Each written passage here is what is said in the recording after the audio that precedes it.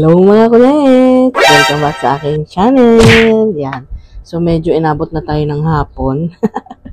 Kasi medyo busy yung lola nyo ng umaga. Yan. Naglinis-linis lang tayo ng sahig. Map-map dyan kasi nga yung alaga naming alam nyo na yung bugoy para hindi mapanghi ang aming garahe. Yan. So ngayon mga kulets, gagawa naman tayo ng ating another iced coffee. Yan. Hazelnut flavor. Tsaka brown sugar. Ito ang kailangan nyo. Tapos, kahit instant coffee, okay lang siya. Or brewed coffee. Depende sa preference nyo kung anong gusto nyong gamitin kape. Kasi lahat naman yan ay magiging masarap ang kinalabasan. Basta, you made it with love. Talaga naman mga kulits. Kahit hindi araw ng puso. Basta kahit anong lutuin mo, basta may kasamang pak pagmamahal eh. Alam niyo na yan. Pak na pak talaga ang lasa niyan. So, start na tayo mga kulets ha, para makainom na tayo kasi kulimlim siya pero medyo mainit.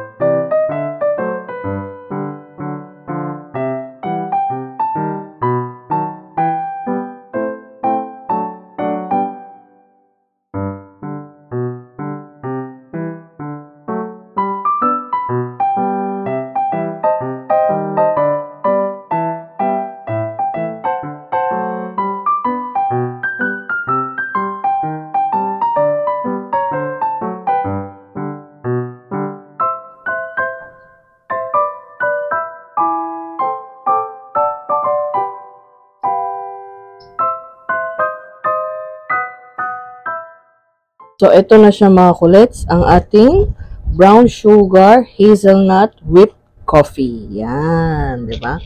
Social pakinggan, pero ang lasa masarap. Pero ang presyo, mura lang mga kulets. Kasi, mura lang din yung mga ingredients na ginamit natin. Kung gusto nyo i-level up to, pwede nyo lagyan ng whipped cream, tapos lagyan nyo ng kung ano mang aburloloy. Kung ano man gusto nyo ilagay na toppings, pwedeng chocolate chips, pwedeng cream o, pwedeng biscuit, biscoff, yan. Kung ano pa, depende sa inyo, or cinnamon, yan. yun ang pang level up. Pero kung normal na iced coffee lang, ito na siya mga kulets. Yan. Masarap. Lasang-lasan mo yung pagka-hazelnut niya. So, idagdag nyo na to sa inyong menu mga kulets, ang bagong flavor. Yan. Try nyo kung gusto nyo para maniwala kayo na talagang masarap siya. As in. Siyempre, alam nyo na, trial and error sa mga sukat ng ating mga ingredients. Makukuha nyo rin yan, yung sakto. Pero ito, ano naman, parang normal naman na siya. Magkakatalo lang kayo sa blend ng coffee ninyo, diba? So, meron talagang mas masarap na coffee pag medyo mas mahal, lalo na yung mga Arabica. Purong-puro. Kung ayaw nyo naman, local, dito sa Batangas, Kapeng Barako. Sa Amadeo din, meron sa Cavite, sabi ni ate. Yan. So, sana nagustuhan nyo ang ating video for today. At kung bago pa lang kayo sa aking channel, don't forget to subscribe, comment, like, and share. Hit nyo na rin ang notification bell para updated kayo sa bagong flavor ng ating mga iced coffee everyday. So, see you tomorrow mga kulit. Salamat sa palaging panonood. Sana hindi kayo magsawa. Don't skip ads mga kulit. Bye!